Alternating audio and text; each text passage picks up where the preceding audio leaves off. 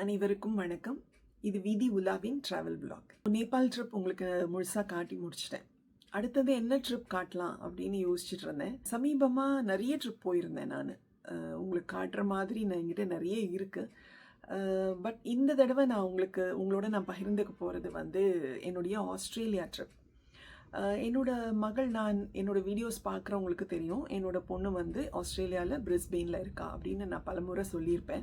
நாங்கள் பல தடவை போயிருக்கோம். ஆக்சுவலாக அவள் பிரிஸ்பெயின் போய் 2 வருஷம் ஆயிடுச்சு. இது 3வது வருஷம். அக்டோபர் வந்தால் 3வது வருஷம். செப்டம்பர் அக்டோபர் வந்தால் 3வது வருஷம் ஆரம்பிக்கும். நாங்கள் முதல் தடவை 2023ல் அவள் ஃபஸ்ட்டு அவளுக்கு எம்ஃபில் படிக்கிறதுக்கு அட்மிஷன் கிடச்சிட்டு அவள் கிளம்புறப்போ எங்களால் போக முடியல. எனக்கும் லீவ் கிடைக்கல, எங்கள் வீட்டுக்காருக்கும் லீவ் கிடைக்கல. ஸோ தனியாகவே போனான். பாவம் தனியாகவே பிரிஸ்பெயின் வரைக்கும் போயிட்டு ரூம் கண்டுபிடிச்சிட்டு ஏர்போர்ட்லேருந்து தனியாக ரூமுக்கு போய் தனியாக செட்டில் ஆகி எல்லாம் பண்ணான். அதுக்கப்புறம் ஒரு மாதம் கழித்து தான் எங்களால் அவளை போய் பார்க்க முடிஞ்சிச்சு. ஸோ அது முதல் ட்ரிப்பு 2023ல் நானும் என் ஹஸ்பண்டுமா 1 மாதம் கழித்து அவளை போய் பார்த்துட்டு ஒரு 1 வீக் இருந்துட்டு அவளோட எல்லா இடமும் சுற்றி பார்த்துட்டு அந்த மாதிரிலாம் வந்தோம். கொஞ்சம் டைம் ஸ்பெண்ட் பண்ணிட்டு வந்தோம். அதுக்கப்புறமா 2024ல் ஜூனில் எங்கள் அப்பா அம்மா கூட்டிகிட்டு போகணும். அவளுக்கு ஆசை, பாட்டி தாத்தாவை அங்கே கூட்டிகிட்டு போய் சுற்றி காட்டணும்னு ஆசை. ஸோ அதனால் அப்பா அம்மாவை இங்கே வரவழைச்சிட்டு நான் எங்கள் அப்பா அம்மா 3 பேருமா ஆஸ்திரேலியா போயிட்டு அவள் கூட 1 வாரம் இருந்துட்டு டைம் ஸ்பெண்ட் பண்ணிட்டு வந்தோம். ஃபுல்லாக அவள் தான் எங்களை எல்லா இடமும் சுற்றி காட்டிட்டு இது பண்ணான். ஃபுல்லாக அவளே டேக் கேர் பண்ணிக்கிட்டா. ஈவன் சமைச்செல்லாம் கூட எடுத்துகிட்டு வந்தா அவள் ரூமில் இருந்து. நாங்கள் ஹோட்டலில் தங்கியிருந்தோம். அதுக்கப்புறமா நெக்ஸ்ட் லாஸ்ட் இயர் 2025ல் ஜூலையில் நான் தனியாக போயிட்டு வந்தேன். ஏன்னா அதுக்கு முன்னாடி எங்கள் வீட்டுக்கார் தனியாக போயிட்டு வந்துட்டாங்க. ஸோ அவங்க லீவுக்கு என்னோட லீவுக்கு சரி வரல. அதனால அவர் தனியாக போயிட்டு வந்துட்டார். 1 வாரம் ஸ்பெண்ட் பண்ணிட்டு வந்தார். அதுக்கப்புறம் நான் ஜூலையில் நான் போயிட்டு வந்தேன். ஸோ அந்த ட்ரிப்பு தான் நான் இப்போ உங்களுக்கு காட்ட போகிறேன். அதுக்கப்புறமா முன்னாடி நாங்கள் போன ட்ரிப் எல்லாம் உங்களுக்கு நான் காட்டுறேன். பட் இப்போது நான் 2005 ஜூலையில் போன ட்ரிப்பு ஆஸ்திரேலியா ட்ரிப்பு நானும் என் பொண்ணும் மட்டும் சுற்றி பார்த்த ஒரு வாரம் கூட இல்லை. ஆக்சுவலாக ஒரு 5-6 நாள் தான் ஸ்பெண்ட் பண்ணேன். அவ்வளோதான் எனக்கு லீவ் இருந்தது. ஸோ அந்த 5-6 நாள் ட்ரிப்பு நான் உங்களோட பகிர்ந்துக்க போகிறேன். பிரிஸ்பெயின். ஸோ பிரிஸ்பெயின் பற்றி ஒரு சில விஷயங்கள் சொல்லணும் அப்படின்னாக்க, சிங்கப்பூர் டைமிங்கை விட பிரிஸ்பெயின் டைமிங் 2 hours ahead. அவங்க இங்கே 5 மணி அப்படின்னா அங்கே 7 மணி அந்த மாதிரி. ஸோ இங்கேருந்து நம்ம ட்ராவல் பண்ணி பிரிஸ்பெயின் போனோம் அப்படின்னாக்கா we will lose 2 hours. we will lose the time.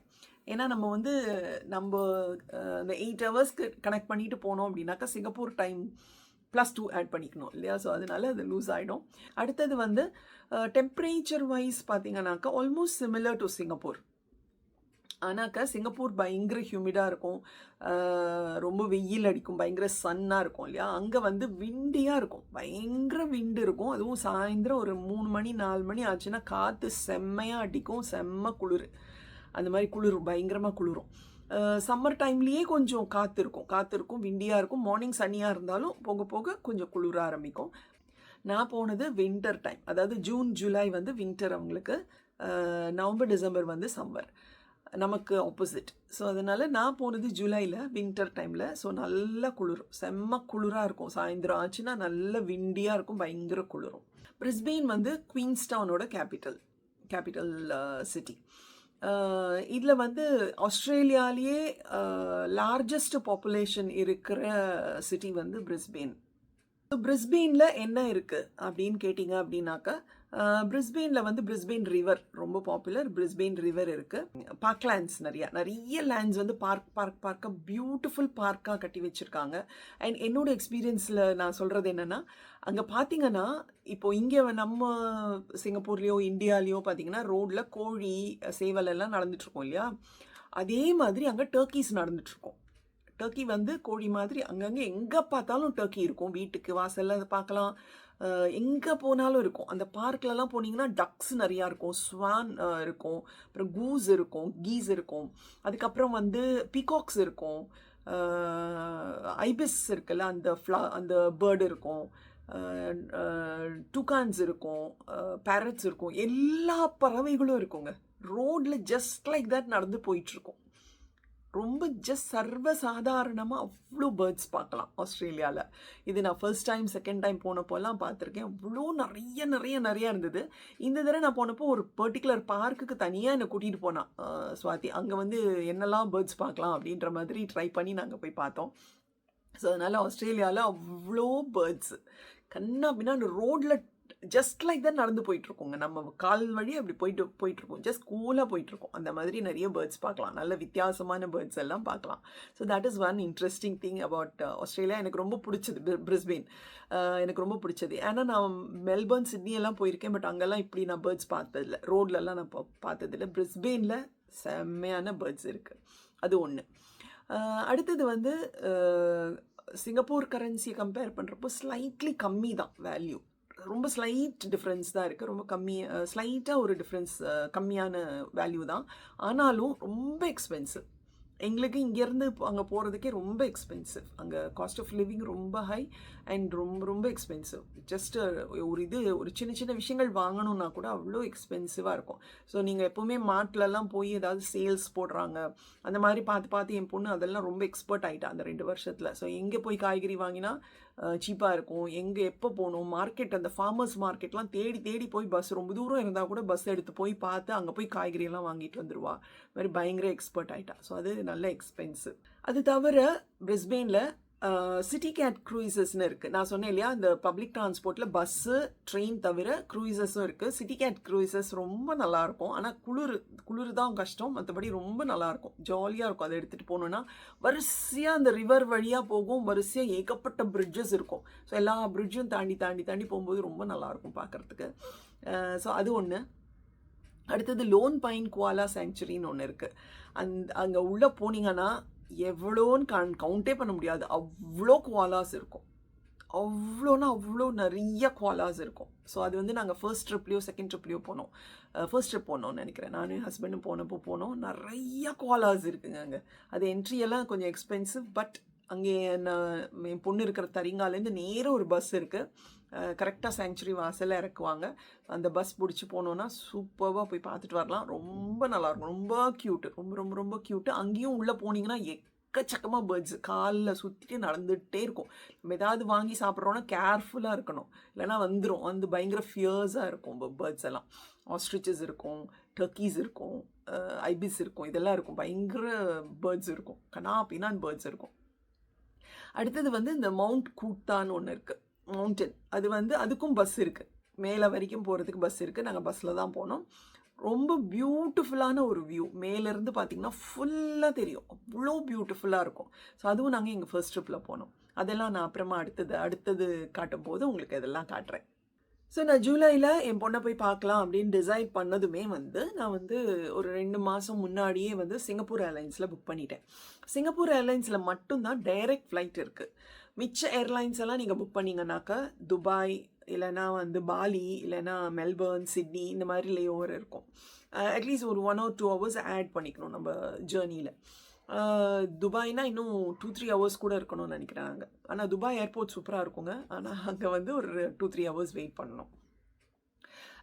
So அதனால் நான் வந்து சிங்கப்பூர் ஏர்லைன்ஸ் புக் பண்ணிவிட்டேன். ஸ்ட்ரெயிட்டாக போயிடலாம் அப்படின்னு சொல்லிட்டு புக் பண்ணிவிட்டு சிங்கப்பூர் ஏர்லைன்ஸில் போயிட்டு அங்கே போகும்போதே நான் இங்கே ஏர்லி மார்னிங் கிளம்பினாலுமே அங்கே போகும்போது இருட்டிடும். நல்ல சாயந்தரம் ஆகிடும், இருட்டிடும். ஏன்னா +2 hours நான் சொன்ன மாதிரி. ஸோ இருட்டிடும். அதுக்கப்புறமா என் பொண்ணை வந்து என்னை பிக்கப் பண்ணிக்கிட்டு அங்கேருந்து இவளோட தரிங்கான்ற இடத்துல இருக்கா இது வந்து வெஸ்டர்ன் சபர்பில் இருக்குது. ஸோ இந்த தரிங்கா போகிறதுக்கு அட்லீஸ்ட் ஒரு 1.5 hours மேலே ஆகும். ஏன்னா ட்ரெயினில் ஏர்போர்ட்லேருந்து ஒரு ட்ரெயின் சிபிடி ஏரியா வரைக்கும் வரும். அந்த ட்ரெயின் போயிட்டு அப்புறம் அங்கேருந்து சிபிடியிலேருந்து லோக்கலாக எல்லா இடமும் போகிற ட்ரெயின் இருக்குல்லையா, நார்மல் MRT, அதை எடுத்து நம்ம தரிங்காவுக்கு போகணும்.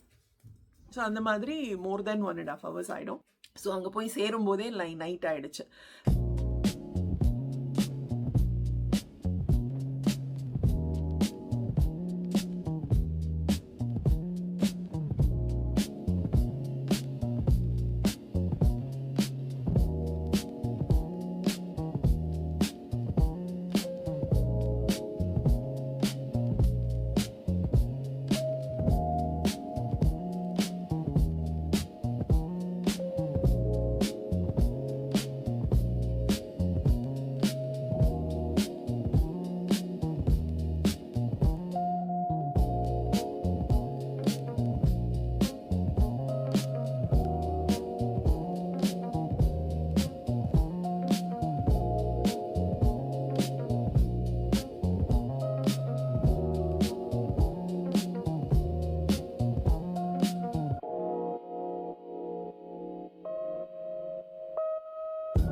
ஸோ அதுக்கப்புறமா என் பொண்ணு என்ன பண்ணான்னா டின்னருக்கு இந்த தடவை நான் என்ன பண்ணேன், எப்போவுமே நாங்கள் வெளியில தான் தங்கிப்போம். ஏன்னா என் பொண்ணு இருக்கிற அப்பார்ட்மெண்ட் ரொம்ப ஸ்டூடியோ அப்பார்ட்மெண்ட் ரொம்ப சின்னது. ஒரே ஒரு ரூம் இருக்குது, அதுலேயே கிச்சன் இருக்கும்.